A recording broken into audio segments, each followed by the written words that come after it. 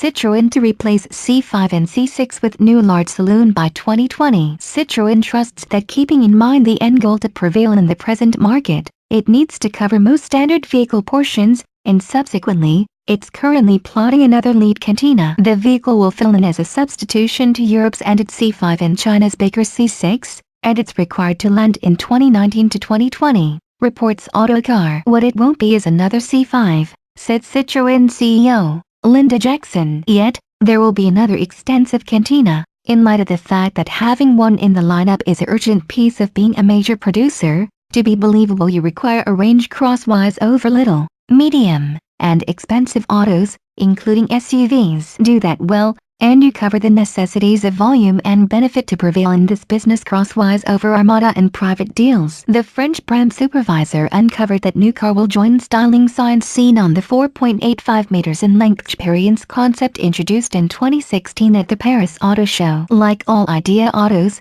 it was made to test response, and the auto will develop. Be that as it may, and I know I'm one-sided, I cherished it. It will motivate the creation auto, and it gave a perspective of an extravagance leader with no of the customary signals of chrome, calfskin or lacquered wood. It had a demeanor of the somewhat avant-garde that will make it to creation. It can likewise be the exhibit for our optimal of rethinking solace regarding the inside and the ride, and dealing with just utilizing our new advanced comfort suspension. All the more vitally, the new Lead Cantina will enable Citroen to enhance its deals in China, their second greatest worldwide market, as huge present-day cantinas keep on selling exceptionally well there.